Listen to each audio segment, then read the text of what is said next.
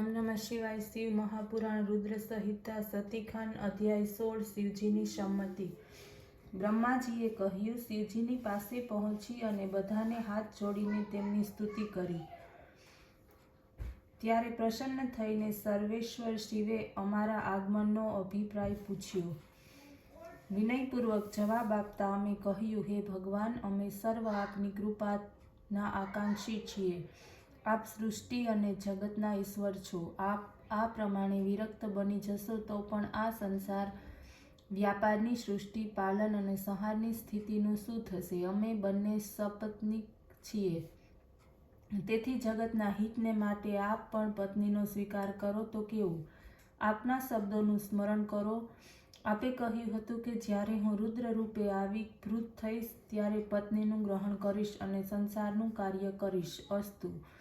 આપ આપની પ્રતિજ્ઞા પૂર્ણ કરો। તમારા સિવાય અમે કેવી રીતે કાર્ય કરી શકીએ? ભગવાન શિવે પ્રસન્ન ભાવે કહ્યું, તમે બંને મને અત્યંત પ્રિય છો। તમારું કહ્યું હું માનીશ, પરંતુ હે પ્રિયવર, હું યોગી અને તપસ્વી છું। મારે સ્ત્રીનું શું?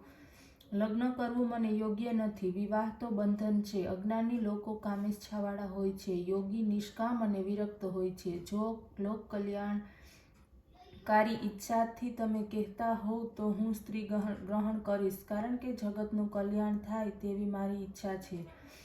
આપ તે યોગિનીની પાસે જાઓ અને તે હંમેશા મને અનુસરે તે પ્રમાણે કહો। મારા વચનો ઉપર તે વિશ્વાસ રાખે। જ્યારે હું યોગમાં યુક્ત થાઉં ત્યારે તે યોગિની થાય અને જ્યારે હું કામમાં યુક્ત થાઉં ત્યારે તે કામિની થાય। હે બ્રહ્મા, તમે વિષ્ણુ અને હું બ્રહ્મરૂપી શિવના અંશરૂપ છીએ, તેથી શિવનું ચિંતન કરવું યોગ્ય છે। હે કમલાસન, આવી સ્ત્રીની સાથે હું કોઈ પણ રીતની ચિંતા વિના લગ્ન કરીશ, માટે મને અનુકૂળ તેવી સ્ત્રીનું ચિંતન કરો। જો તમે મારા વચનો ઉપર વિશ્વાસ નહીં રાખો તો હું તરત તેનો ત્યાગ કરીશ। બ્રહ્મા અને વિષ્ણુ બોલ્યા, હે ઈશ, હું આપને જણાવું કે કાર્યના સાધનને ઉત્પન્ન કરનારી ઉમા દક્ષ પ્રજાપતિની કન્યા રૂપે ઉત્પન્ન થઈ છે। પહેલા તેણે જ સરસ્વતી તથા લક્ષ્મી એવા બે રૂપો ધારણ કર્યા હતા। હે દેવેશ, દ્રઢ વ્રતને ધારણ કરી તે આપને માટે તપ કરે છે। કૃપા કરીને તેને વરદાન આપવા ચાલો। આપ ત્રણે લોકના હિતકારી ને મંગલદાયી બનો। ભક્તવત્સલ શિવે તથાસ્તુ કહી પ્રત્યુત્તર વાળ્યો। શિવની આજ્ઞાથી પ્રસન્ન થયેલા તેઓ પોતપોતાના સ્થાને ચાલવા લાગ્યા। અધ્યાય 17 દક્ષ પાસે બ્રહ્માનું ગમન। બ્રહ્મા કહેવા લાગ્યા, સતી આસો સુદ આઠમને દિવસે ભક્તિપૂર્વક મહાદેવનું પૂજન કરતા હતા। નવમીના દિવસે જ્યારે તે શિવના ધ્યાનમાં હતા ત્યારે તેમની સમક્ષ શિવ પ્રગટ થયા। તેઓ કહેવા લાગ્યા, હે દક્ષપુત્રી, તમારા આ વ્રતને જોઈને હું તમારા પર પ્રસન્ન થયો છું। જે કાંઈ તમારી ઈચ્છા હોય તે માગી લો, હું તે આપવા તૈયાર છું। જગતપતિ શિવ તેના ચિત્તના ભાવોને જાણતા હતા। સતી અત્યંત લજ્જાવાળા થઈ ગયા, તે કાંઈ બોલી ન શક્યા। શિવના વચનને સાંભળીને તેઓ પ્રેમમાં આસક્ત થઈ ગયા। શંકર આ જોઈને તેમના ઉપર પ્રસન્ન થયા। સતીની ભક્તિથી વશ થઈ મહાદેવ કહે તેમ તમે વરદાન માગો એમ વારંવાર કહેવા લાગ્યા। પછી લજાને ધારણ કરતા સતી શિવને કહેવા લાગ્યા, આપની ઈચ્છા પ્રમાણેનું વરદાન આપ મને આપો। ભક્તવત્સલ ભગવાન શિવે સતીને કહ્યું, તમે અમારા વામાંગી થાઓ। આ રીતના શિવના વચનને સાંભળીને તે કાંઈ મનમાં ઈચ્છા હતી તે મેળવી અત્યંત પ્રસન્ન થઈ।